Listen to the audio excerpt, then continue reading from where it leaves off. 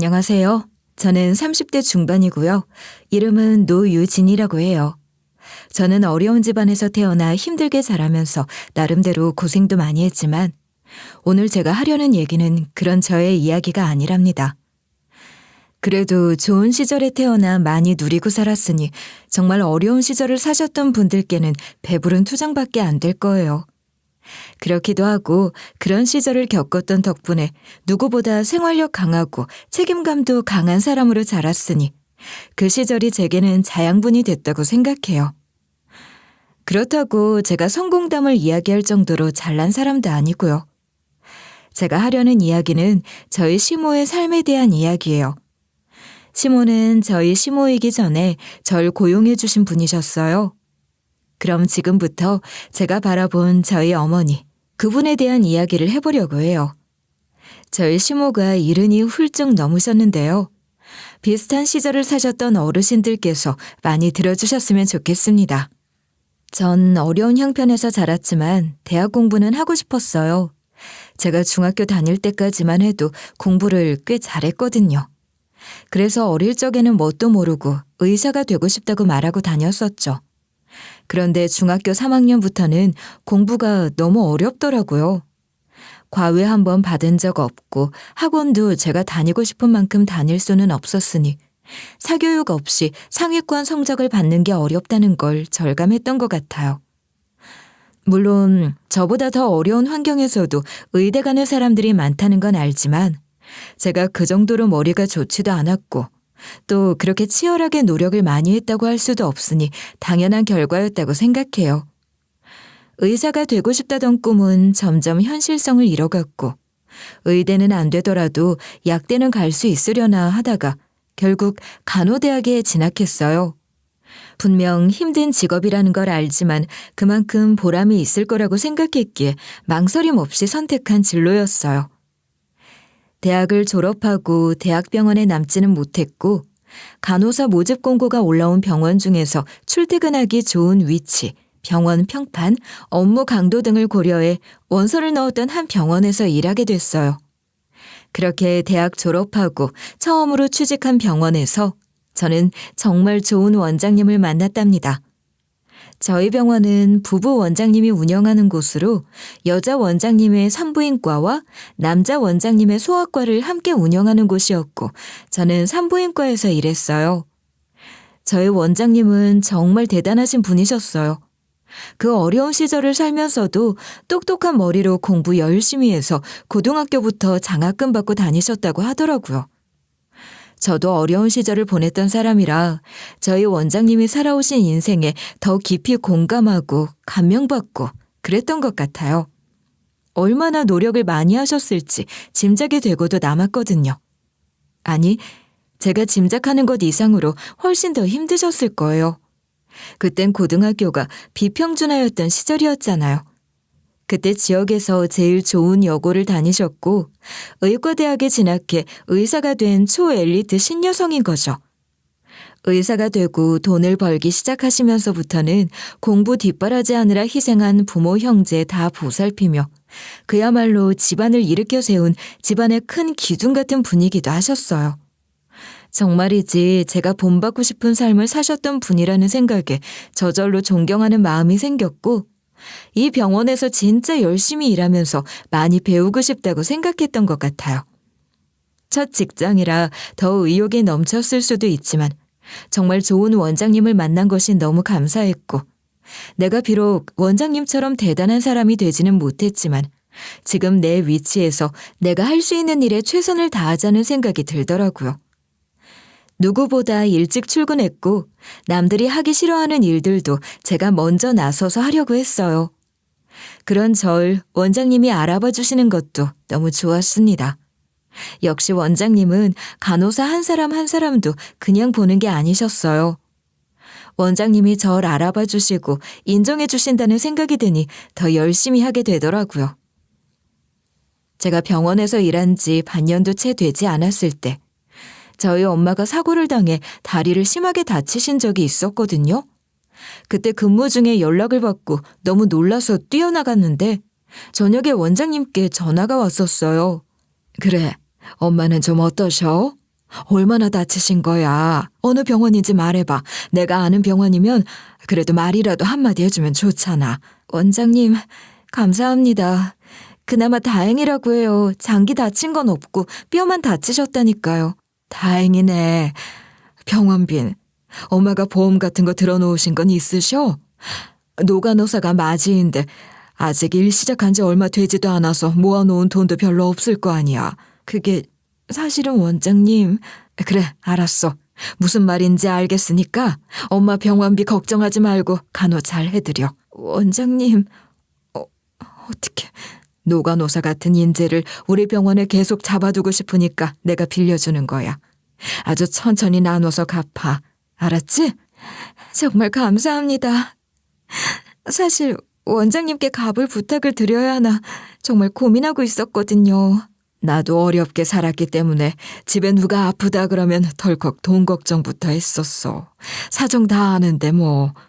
원장님은 그렇게 제가 말하지 않아도 제 형편까지 다 살펴주시는 섬세한 분이셨어요. 그러니 제가 원장님을 어떻게 존경하지 않을 수가 있었겠어요. 원장님께는 아들이 하나 있었는데 그렇게 훌륭한 원장님 밑에 어떻게 그런 아들이 태어났나 싶을 정도의 논팽이였답니다. 맨날 빈둥거리며 병원에 와서 원장님 내외분께 용돈이나 받아가려고 하는 철부지 아들이었죠. 근데 그 원장님 아들이 제게 관심을 보이며 수작을 거는 거예요. 그런 논팽이가 그러는 게 좋게 보일 수가 없잖아요. 그래도 뭐 잠깐 그러다 말겠지 했는데 꽤나 진지하게 그러더라고요. 다른 간호사들도 다 눈치채고 급기야 원장님 귀에도 그런 얘기가 들어가서 원장님이 절 부르신 거죠. 저 원장님 진짜 좋아하고 원장님이랑 계속 잘 지내고 싶은데 괜히 이런 일로 불편해지는 건 아닌가 싶고 또 내가 실없이 원장님 아들한테 꼴이나 치는 그런 애로 보여질까 봐 걱정도 많이 했던 것 같아요. 그러니 원장님과 마주 앉는 그 자리가 긴장이 됐었죠.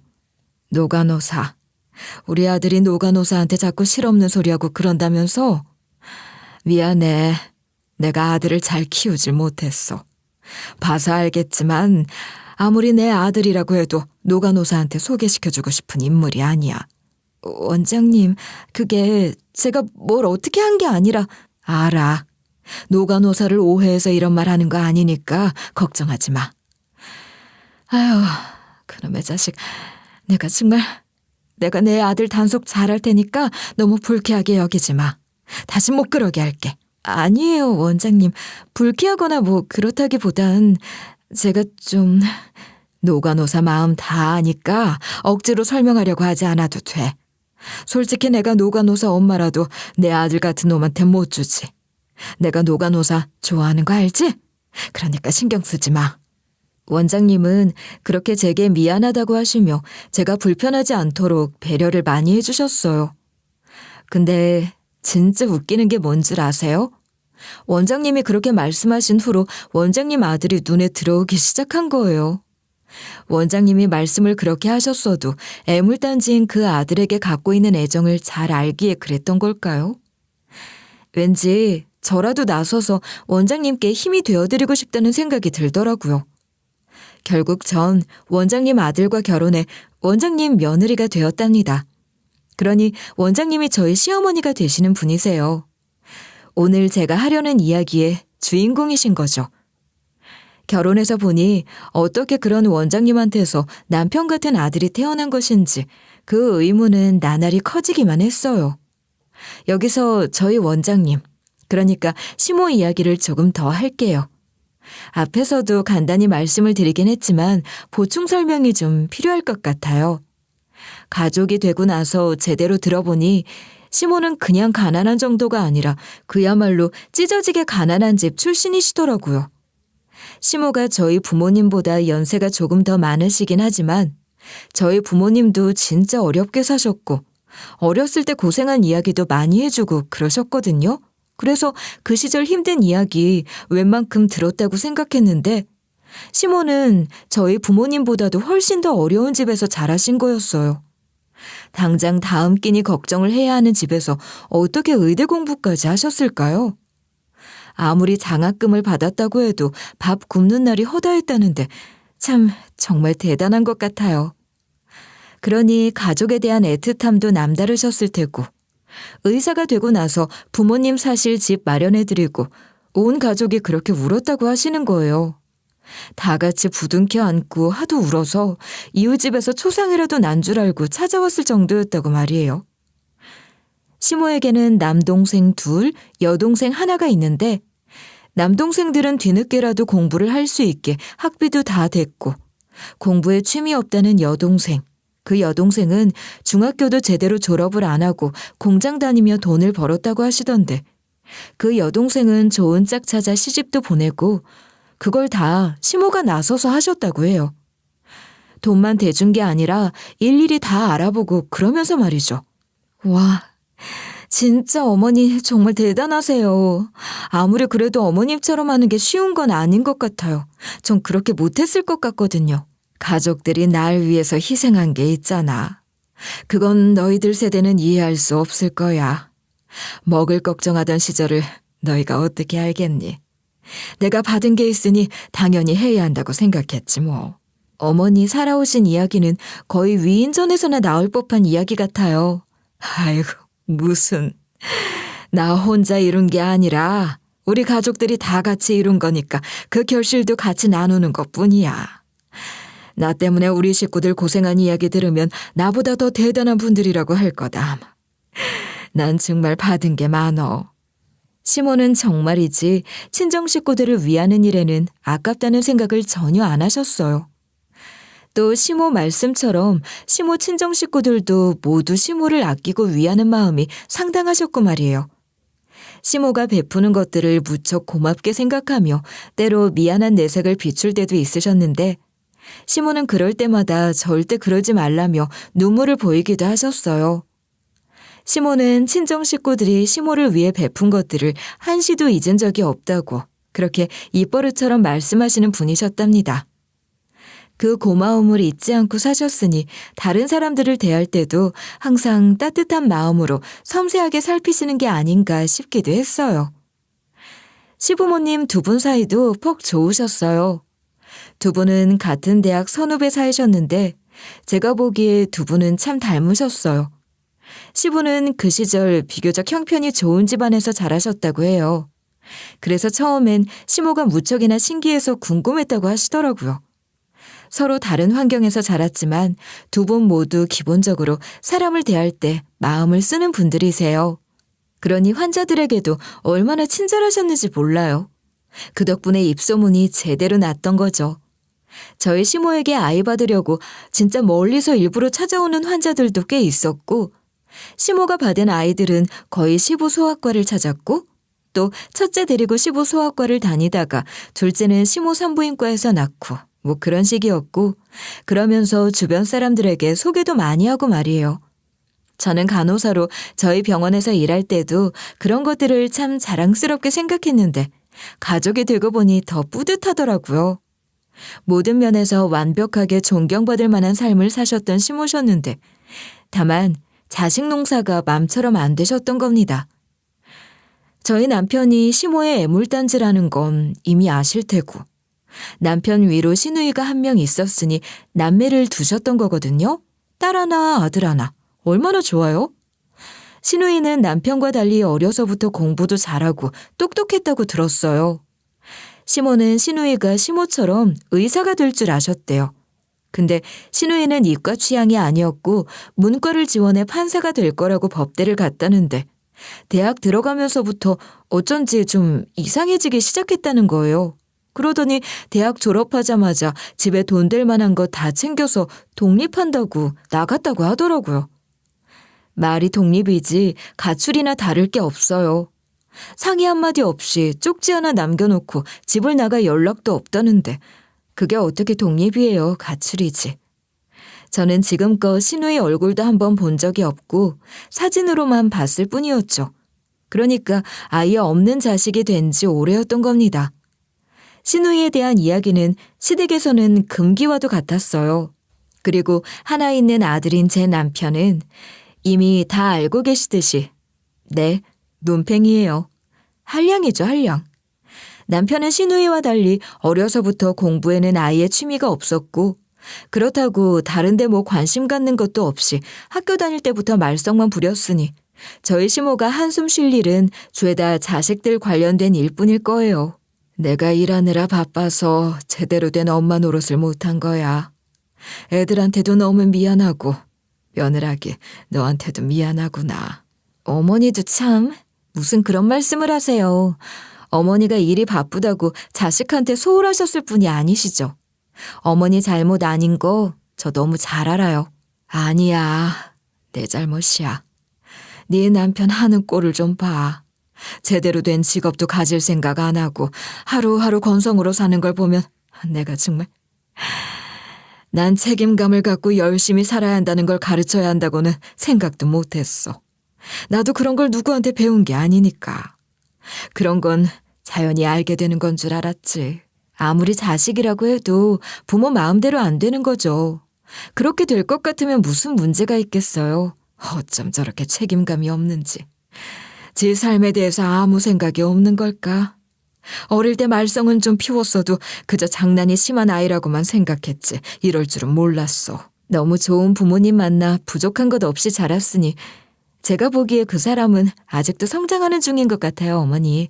그러니까 조금만 더 지켜봐 주세요. 네가 옆에 있으니 그나마 한시름 덜었다만 너한테 미안해서 그렇지. 그러게 내 아들이 아무리 꼬셔도 넘어가질 말았어야지. 헛똑똑이야. 그러게나 말이에요. 근데 남편 안에 갖고 있는 순하고 선한 마음을 제가 알아버렸지 뭐예요. 어머님을 꼭 닮은 그런 착한 심성을 갖고 있는 사람이에요. 네가 그렇게 말해주니 너무 고맙구나. 그래, 네가 옆에 있으니 정신 차리고 잘 살겠지. 그렇게 믿고 기다리마. 저는 시모가 자식들 잘못 키웠다고 자책하시는 게 너무 마음 아팠어요. 어머니 탓이 아니라고 말씀드리고 싶었고 최선을 다하셨다는 걸 안다고도 말씀드리고 싶었죠. 저는 시모에게 위로가 되고 의지가 되는 며느리가 되어드리고 싶었고 남편의 보호자를 자처하며 가장 역할 제대로 하는 사람으로 만들기 위해 내주에도 최선을 다했어요. 시모는 제게 늘 고맙다는 말씀을 하시며 절 무척이나 믿고 의지하셨는데 그것만으로도 전 좋았습니다. 그렇게 사는 동안 제 아이들이 태어나고 그 아이들이 자라는 걸 보면서 보람도 많이 느꼈어요. 비록 남편이 확 달라진 건 아니지만 아들이 커가고 있으니 남편도 더 좋아질 거라고 믿었던 것 같아요. 시부 역시 제게는 참 좋은 어른이셨어요. 제가 워낙 시모와 함께 지내는 시간이 많고 교류가 많기도 하지만 시부는 원래도 그리 말씀이 많으신 분이 아니시거든요. 언제나 묵묵히 지켜보실 뿐이지만 진짜 필요할 때 표현을 해주시는 분이기도 하세요. 그러니 전 시부모 사랑 많이 받으며 저희 아이들도 그런 분들을 본받으며 자라기를 바라는 마음이었죠. 저는 결혼 잘했다고 생각하며 살았어요. 남편이 좀 철이 없긴 하지만 무슨 사고를 치고 다니는 건 아니니 시간이 갈수록 더 좋아질 일만 남았다고 생각했던 것 같아요. 그런데 그런 게 아니었습니다. 평온하던 어느 날 청춘병력과도 같은 소리를 들었거든요. 평소처럼 아침상 치워놓고 커피 한 잔 내려와서 거실 소파에 앉으려는 순간 시모가 쓰러지셨다는 연락을 받은 겁니다. 처음엔 제가 뭘 잘못 들은 줄 알았어요. 그럴 리가. 어머니가 쓰러지시다니 믿을 수가 없었어요. 몇 해 전 칠순을 맞으시던 해에 시부모는 병원을 정리하고 은퇴를 하셨거든요.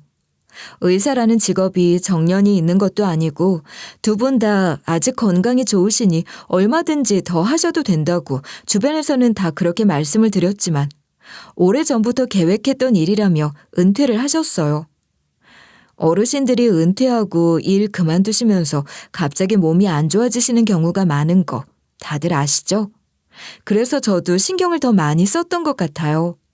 사실 제가 운동하는 걸 별로 안 좋아하거든요.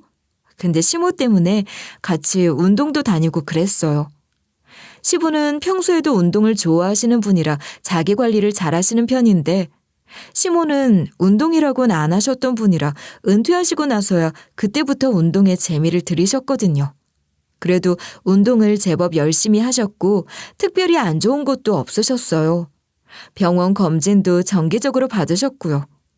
가끔 어지럼증을 겪기는 하셨는데 크게 걱정할 일은 아니라더니 그런 분이 갑자기 쓰러지셨다고 하니 순간 머릿속이 하얘지면서 전화기를 들고 있는 손이 덜덜 떨리는 거예요. 심장은 무섭도록 뛰기 시작했고 수많은 생각과 물음표들이 머리를 스쳤어요. 시모는 강한 분이셨거든요. 하루도 허투루 보내지 않으시는 분이고 은퇴 후에도 나름의 계획이 다 세워져 있으셨고 그걸 다 해내려면 아직도 한참은 더 활발하게 활동을 하셔야 하는 분인데 아직은 시모가 오래 더 계셔주셔야 한다는 생각만 들었던 것 같아요. 우리 아이들에게도 좋은 할머니로 계셔주셔야 하고 또 남편이 제대로 서는 모습도 보셔야 하고 저도 아직 시모에게 못다한 말이 얼마나 많은데 쓰러지시다니. 연락을 받고 정신없이 병원으로 달려가는 내내 머릿속에서는 온갖 생각들이 뒤엉켰고 그 모든 생각들은 결국은 단 하나, 시모가 안 계시는 삶을 상상할 수 없다는 것. 절대로 벌써 떠나시면 안 된다는 그 생각이었던 것 같아요. 설마 무슨 큰일은 아니겠지? 어머님은 강한 분이니까 곧 괜찮아지실 거야. 그런 말들을 무슨 최면이나 주문처럼 되뇌이며 병원에 들어섰는데 미동도 의식도 없이 누워 계시는 시모를 보니 심장이 목까지 차오르는 것 같았습니다. 처음 보는 시모의 약한 모습이었어요.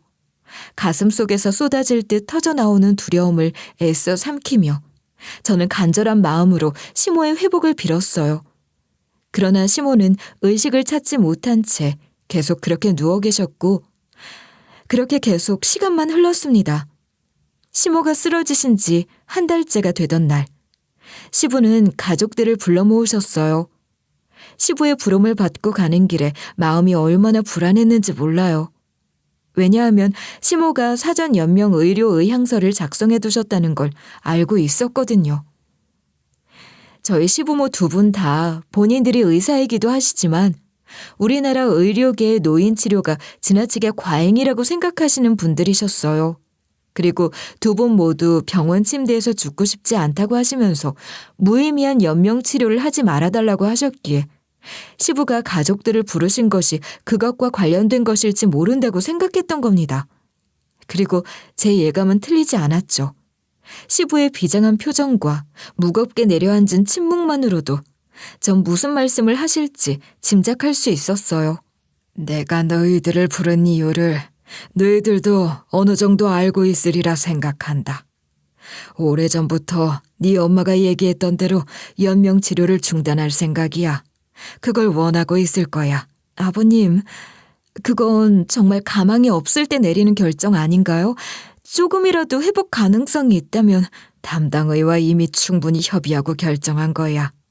애미 네 마음을 내가 모르지 않지만 이게 네 어머니 뜻이었다는 걸 너도 잘 생각해 주길 바란다. 아버지, 그래도 기적이라는 것도 있고 나 역시 쉽게 결정한 게 아니야.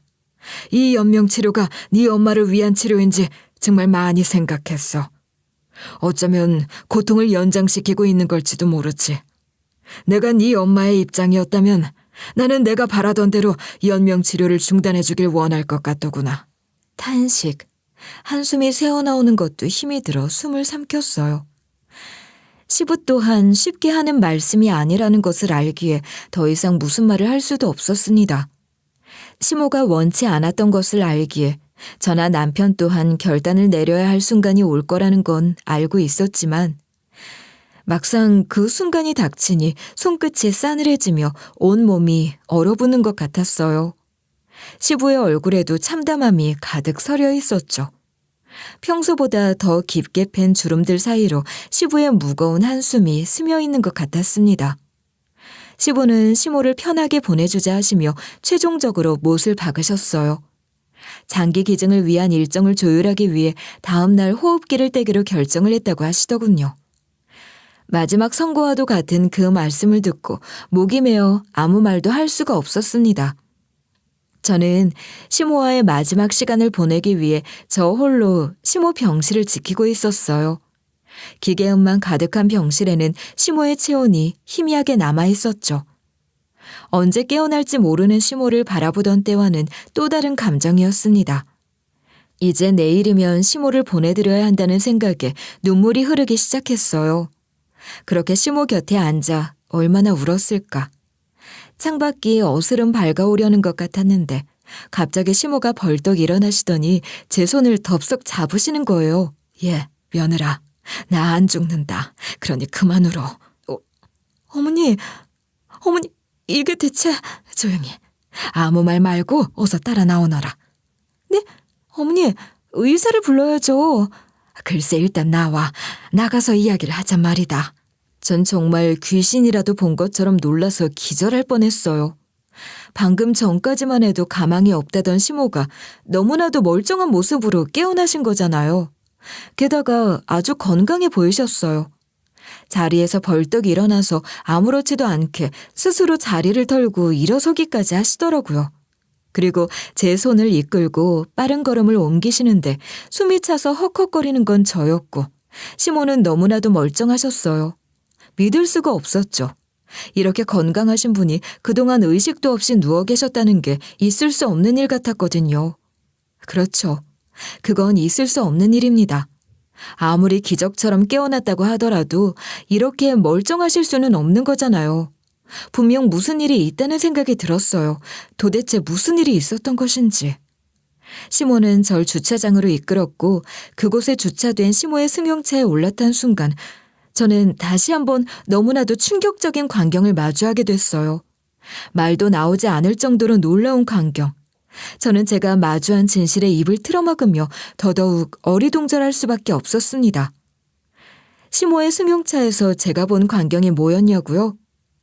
시모의 승용차에는 20년 전 집을 나가 연락이 두절됐다던 시누이가 타고 있었어요. 한 번도 본 적이 없는 시누이. 사진으로만 보아온 시누이지만 제가 본 사진 속 대학생 때의 그 모습 그대로라 한눈에 알아볼 수 있었죠. 세월의 흔적이 입혀졌을지언정 얼굴은 그대로더라고요. 시모와 제가 차에 올라타자 시누이는 바로 차를 몰기 시작했고 저는 전혀 알지도 못하는 낯선 곳으로 달려갔어요. 서울 시내에 이런 곳이 다 있었나 싶을 정도로 외진 곳. 거기서도 한참을 더 산길을 타고 올라간 곳에는 아담한 집이 한 채 있었어요. 산속 별장, 아니 은신처 같은 곳이었어요. 이웃도 하나 없이 꽁꽁 숨겨진 것 같은 작은 집까지 가는 길을 시누이는 너무나도 익숙하게 찾아갔고 집 안으로 성큼성큼 들어가는 발걸음 또한 한두 번 다녀간 발걸음이 아니었죠. 작은 집의 내부는 그리 외딴 곳에 있는 집이라는 걸 잊을 정도로 너무나도 잘 정돈되어 있었어요. 누가 봐도 살림 잘하는 야무진 사람이 살고 있는 집의 모습이었죠. 그 집은 시누이가 살고 있던 집이었습니다. 차를 몰아 거기까지 가는 동안 차 안에서는 거의 대화가 오가지 않았어요.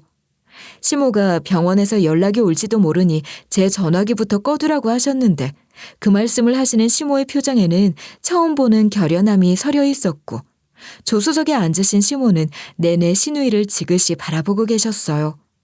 그 시선을 방해할 수 없어 저는 아무 말 없이 숨소리조차 조심하며 시모가 설명을 해주실 때까지 기다리기로 했던 겁니다. 형님 맞으시죠? 사진으로만 배웠지만 정말 사진 속 모습이랑 똑같으세요. 바로 알아봤어요. 애미야, 네가 보기에도 그렇더냐? 나도 똑같이 말했어. 대학 때 모습 그대로라고 말이야. 그럴 리가 있어요. 그게 벌써 언젠데. 올케 반가워. 엄마한테 딸처럼 좋은 며느리가 되어주고 있었던 것 같더라. 그래서 너무 고마워. 미안하고 고마워.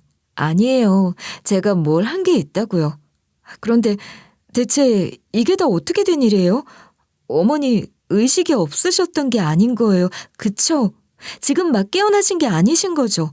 이렇게 멀쩡하실 수가 없잖아요. 그래, 네 말이 맞다. 나 쓰러진 게 아니었어. 어머니 정말 어떡해. 저희가 얼마나 놀랐는지 아세요? 어제는 아버님께서 그래, 알아. 너희들 놀라게 해서 미안하구나. 그럴 사정이 있었어. 대체 무슨 일이 있었던 거예요? 어머니, 형님이랑은 또 어떻게 만나신 거예요? 이게 다 그놈의 자식 때문이야. 나쁜 놈의 자식 같으니라고. 네? 그놈이라니 어머니, 대체 누구를 말씀하시는 거예요? 시모가 말하는 그 나쁜 놈은 시모 큰 남동생, 그러니까 남편의 큰 외삼촌의 아들이었어요. 시모가 남편을 좀 늦게 낳은 편이라 시모 남동생의 아들이라도 남편보다 나이가 위였으니 제가 아주버님이라 부르는 분으로 저희 가족과 아주 가깝게 지내시는 분이셨죠. 남편도 형 하며 무척 따랐고 시모는 물론 시부도 무척 신뢰하는 사람, 그리고 그분 또한 저희 시부모나 남편을 살뜰히 챙겼고 저희 애들 생일까지 챙기는 분이셨어요. 어머니, 아주버님 말씀이세요? 아니, 아주버님이 뭘... 이 모든 게 다 그놈 때문에 벌어진 일이야. 벌써 20년 전에 시작된 일이란 말이다. 대체 무슨 말씀을 하시는 건지 모르겠어요. 아들처럼 생각하셨던 분이잖아요. 그런데 갑자기 무슨... 내가 호랑이 새끼를 키웠지. 배은망덕한 놈. 내 이놈을 절대 가만두지 않을 거야. 감히 나를, 감히 내 딸을 갈아 마셔도 시원찮을 놈. 저는 시모가 누구를 두고 그런 욕을 하시는 걸 본 적이 없어요. 욕 같은 걸 할 줄도 모르는 분이셨지만 시모 주변이 애당초 그런 욕을 들을 사람이라고는 없었으니까요. 기껏해야 철부지 제 남편에게 이놈, 이 자식 하시는 게 전부셨죠. 게다가 그 아주버님이라면 집안에서도 알아주는 수지의 효자로 다들 외삼촌에게 자식 농사 잘 지었다며 부러워하셨거든요. 그런 사람이 대체 무슨 짓을 저질렀다는 것인지 혼란스러웠어요. 게다가 시누이와도 뭔가 연관이 있는 것 같으니 더 알 수가 없었습니다. 시모는 흥분한 마음을 가라앉히기 위해 물 한 잔을 천천히 드셨어요. 그리고는 다시 말씀을 이어가셨는데 제가 듣게 될 이야기는 도저히 있을 수도 없는, 일어나서는 안 되는 일에 대한 이야기였어요. 여러분께 그 이야기를 어떻게 말씀드려야 할지 걱정이 될 정도입니다. 사실 처음 시모의 이야기를 이렇게 풀어낼 결심을 했을 때 제일 걱정됐던 게 이 부분이기도 했어요. 어떻게 설명을 해야 하는지 아직도 잘 판단이 서질 않네요. 그래도 일단 이야기를 해볼게요. 시누이가 대학을 졸업하자마자 집을 나갔던 건 본인의 의지로 그랬던 게 아니었습니다. 시누이가 그런 결정을 할 수밖에 없도록 만든 사람이 있었고 그게 바로 외삼촌의 아들, 그 아주버님이었던 거예요. 외삼촌의 아들에 대해서 조금 더 설명을 하자면요. 사실 그 사람은 외삼촌 내외분이 입양해 데려와 기른 자식이었어요. 외삼촌은 결혼 후 외숙모가 불임이라는 사실을 알게 됐는데 그 사실을 알고 나서 고민할 것도 없이 과감히 입양을 결정하셨다고 해요. 입양에 대한 인식이 많이 달라졌다곤 해도 지금도 쉽지 않은 결정인데 그 당시로서는 상당히 진취적인 결단이셨던 거죠. 그리고 정성을 다해 마음으로, 사랑으로 키우셨다고 들었어요. 외삼촌과 외숙모 두 분 다 인품도 좋고 경우도 바른 분들이시거든요. 그런 분들이시니 친자식 아니라는 생각 없이 잘 키우셨을 거라는 걸 저도 알 것 같았어요. 외삼촌 아들은 공부도 정말 잘했대요. 그러니 의대 졸업하고 의사가 됐겠죠. 외삼촌 아들은 저희 시모를 존경하는 마음으로 의대에 들어갔다고 늘 말했고 저희 시모도 그 말을 참 좋아하셨어요. 외삼촌의 자랑스러운 아들이었을 뿐만 아니라 한마디로 집안의 자랑이었던 겁니다. 저는 결혼하고 나서야 그 아들이 입양된 아들이었다는 사실을 알고 놀랐던 기억이 있어요. 워낙 자주 드나들었으니 결혼 전부터 여러 번 인사를 나눴던 사이였는데 입양하라는 건 전혀 몰랐거든요. 입양하라고 적혀 있는 것도 아니고 이 또한 저의 편협한 선입견이라 부끄럽긴 하지만 하여간 제게는 깜짝 놀랄 정도로 뜻밖의 사실이었어요. 그런데 그런 사람이 20년 전 대학생이던 시누이에게 몹쓸 짓을 한 것도 모자라 그 사실을 폭로해 집안을 쑥대밭으로 만들 거라고 협박을 했다는 겁니다. 시누이는 어린 마음에 상처를 많이 받고 두려움에 떨며 심각한 우울 증세까지 겪었다고 해요. 그렇게 대학 내내 방황하다가 가출을 한 것인데 그 과정에서도 외삼촌 아들의 협박이 있었던 거죠. 말도 안 돼요. 어떻게 그런 일이... 아무리 입양된 아들이라지만 사촌 동생이잖아요. 어떻게 그런 짓을... 금수만도 못한 놈, 교활하고 더러운 놈. 에휴, 내 이놈을 정말. 그 나쁜 놈이 내게 그런 짓을 한 건 애초에 나쁜 마음을 품은 것도 사실이겠지만 단지 그것 때문만은 아닌 것 같아. 그러니 더 악랄한 놈인 거야. 그게 무슨 말씀이세요? 다른 꿍꿍이가 있었다는 말씀이세요? 내 돈, 내 재산, 그 나쁜 놈은 그때부터 내 재산을 노리고 있었던 거야. 네 남편이야 그때나 지금이나 경계의 대상이 아니었지만 똑똑한 내 딸을 경계한 거지. 내 딸만 없으면 지가 내 아들 노릇하며 내 마음 얻어서 병원 물려받을 작정을 했던 것 같아. 네? 세상에, 결국 병원 물려받으려고 그런 짓을.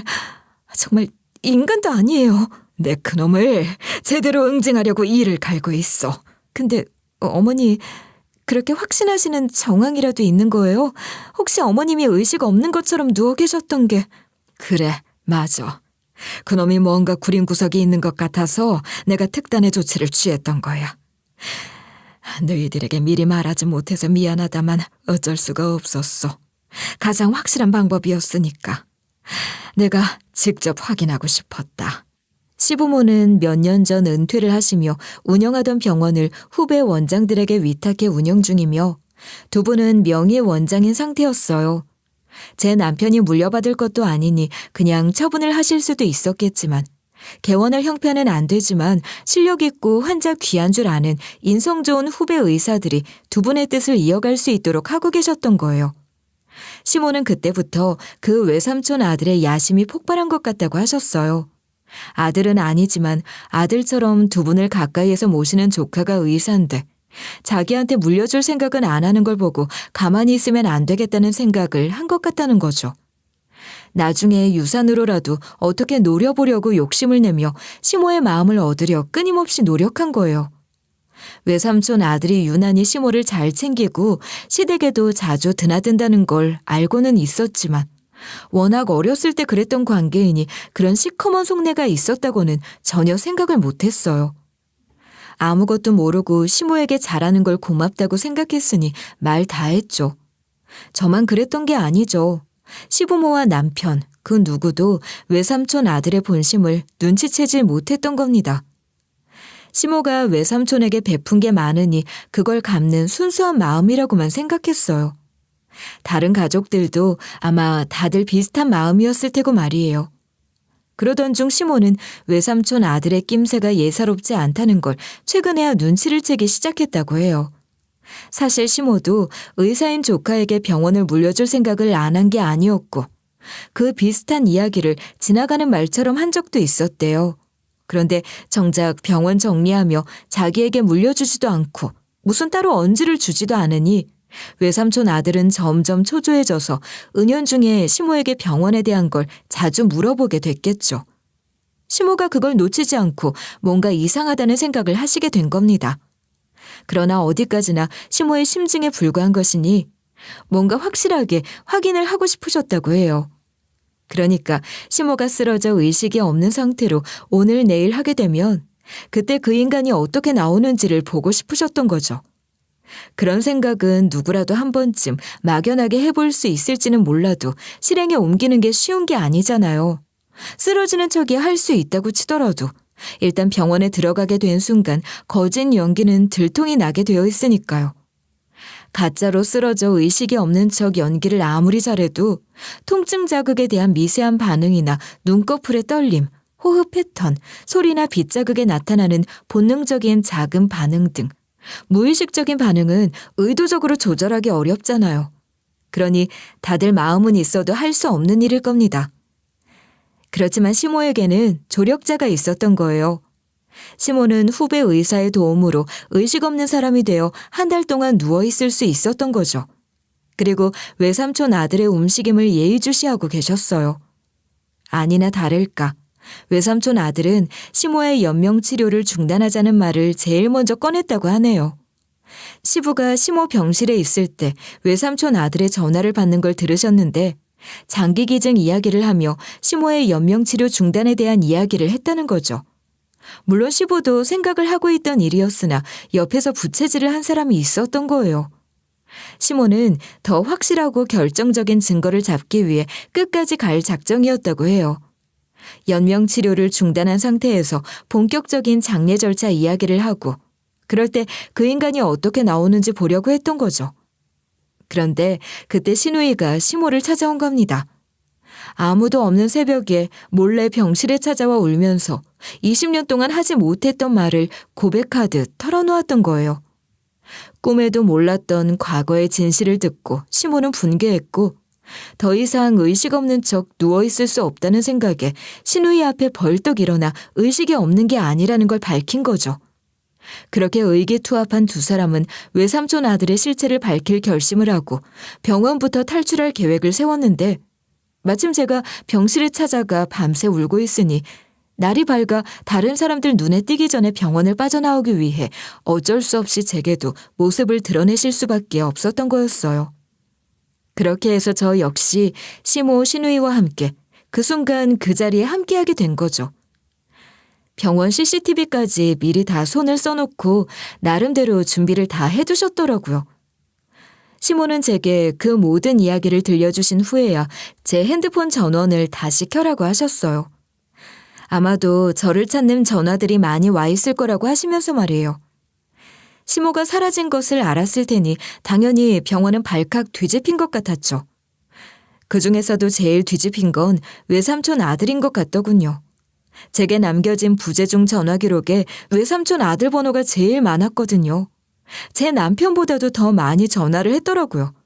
그걸 보는데 쓴웃음이 절로 지어졌어요. 애미야, 넌 일단 아무것도 모르는 것처럼 병원으로 돌아가서 동태를 좀 살피고 있으렴. 저 혼자서요? 돌아가서 뭐라고 하면 좋을까요? 분명 제가 밤새 병실에 있었다고 생각하고 제게 어머님에 대해서 물어볼 텐데요. 그렇겠구나. 뭐라고 하면 좋겠니? 밤을 새고 사우나에 갔다가 잠이 들어버렸다고 할까요? 이상한가요? 아니다. 그러면 되겠어. 아주 그럴듯해. 네, 어머니. 그럼 제가 가서 상황을 좀 보고 있을게요. 그렇게 시모와 신우이를 두고 제가 먼저 병원으로 돌아갔더니 제 남편과 시부 그리고 외삼촌 아들이 있었어요. 휴일도 아니었고 한창 바쁘게 일할 평일 오전에 그 인간은 자기 일도 내팽개치고 거기 와 있는 겁니다. 그래도 아들처럼 시모를 모신다고 입버릇처럼 말했으니 그렇다고 칩시다. 그렇지만 그 자리에서 자기가 나서서 시모 실종 신고를 하자 어쩌자 하는 건 오바 아닌가요? 정작 아들인 제 남편이나 시부는 영문을 알 수 없는 황당한 그 상황 속에서 시모의 행방을 확인할 수 있는 방법을 논의하고 있었다면 외삼촌 아들이란 그 인간은 오로지 실종 신고라는 그 절차에만 관심이 있는 거예요. 고모부님, 우선 실종 신고 절차부터 진행을 하시죠. 그런 건 천천히 해도 돼. 사람부터 찾아야 할 거 아니니. 그러니까 그게 신고 접수부터 되어야 절차대로 착착 진행이 될 수 있는 겁니다. 경수야, 너 뭐해? 고모부님께 말씀 좀 드려봐. 형, 나도 아빠 말씀이 맞는 것 같아. 신고 같은 건 나중에 해도 되잖아. 엄마가 병원에서 어떻게 나가신 건지 CCTV까지 작동을 안 했던 걸 보면 뭔가 계획적인 게 있었다는 건데 정황 증거라도 가능한 모든 걸 찾아봐야 하지 않겠어? 나 정말 답답하네. 나 진짜 답답하네. 지금 다들 감정이 앞서서 이성적인 사고가 불가능한 것 같으니 내 얘기를 좀 들어보세요. 그래도 내가 제일 이성적으로 판단할 수 있는 사람 아니겠어요? 시부와 제 남편이 자기 뜻대로 따라주지 않으니 외삼촌 아들은 점점 흥분하기 시작하더니 대뜸 서류 봉투 하나를 가져와 저희 가족 앞에 그 서류를 꺼내놓는데 기가 막히게도 그 서류가 시모의 유서라는 겁니다. 유서라니? 우리 엄마 유서라는 거야? 아빠, 엄마랑 아빠의 유서도 만들어두셨어요? 아니다. 그런 적 없어. 유서라니, 너 지금 그게 무슨 소리냐? 나도 모르는 내 아내 유서를 조카인 네가 갖고 있다는 거야? 그게 사실 고모님이 제게 병원을 물려주려고 하셨거든요. 그것 때문에 제가 고모님 유언장 작성 참관인으로 참석했던 겁니다. 여기 보시면 고모가 돌아가셨을 때. 돌아가시다뇨.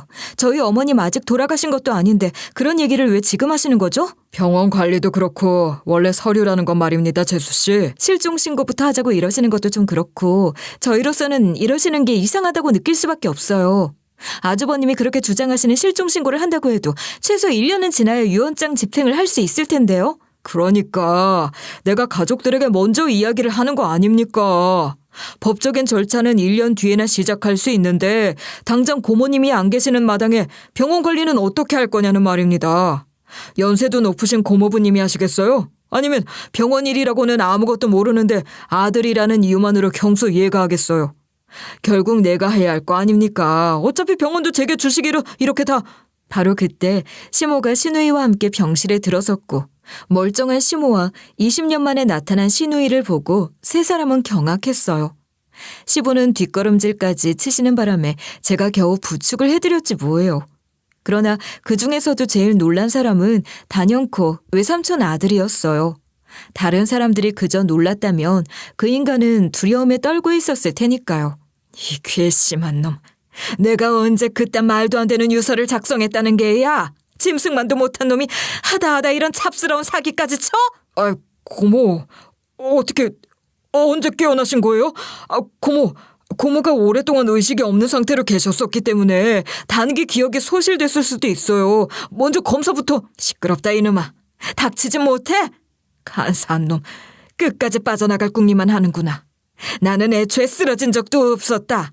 니놈 시커먼 속내 확인하려던 것이었는데 엄청난 진실까지 알게 됐지. 여보, 이게 대체 어떻게 된 일이야? 정말 괜찮은 거야?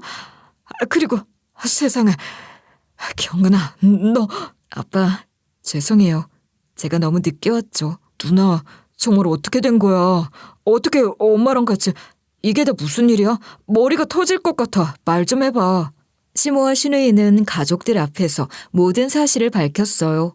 진실이 드러나자 시부와 남편은 치밀어 오르는 분노를 주체하지 못하고 외삼촌 아들에게 주먹이라도 날릴 기세로 난리가 났죠. 당연한 거잖아요. 그러나 시누이가 나서서 두 사람을 진정시키려고 하더라고요. 아빠, 경수야, 그러지 마. 저 인간에게는 주먹도 아까워.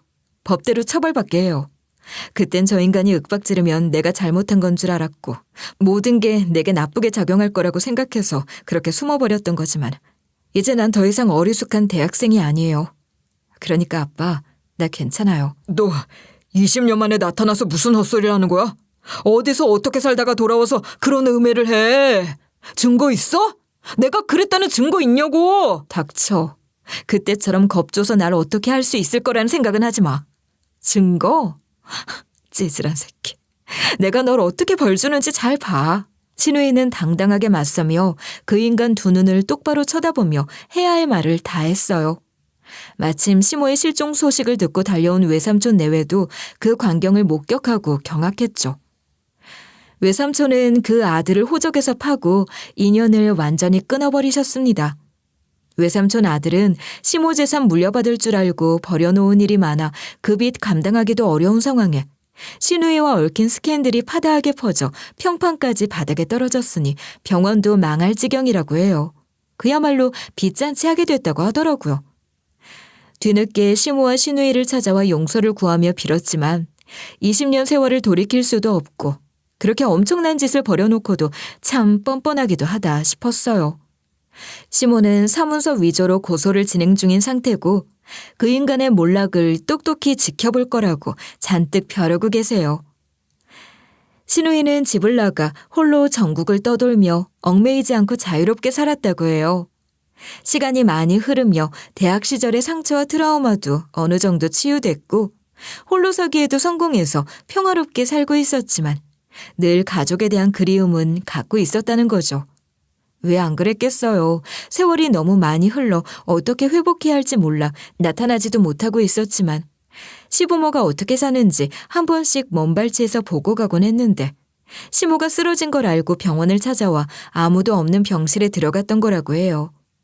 시누이가 돌아오고 제 남편도 많이 달라졌답니다. 자기가 변변치 못해 이런 일이 생겼다는 생각을 하며 충격을 받은 것 같은데 그 충격요법이 제대로 먹힌 것인지 정신을 차리고 있거든요. 저희 가족, 먼 길을 돌아왔지만 다시 완전한 가족이 되었으니 앞으로는 좋은 일들만 일어나겠죠?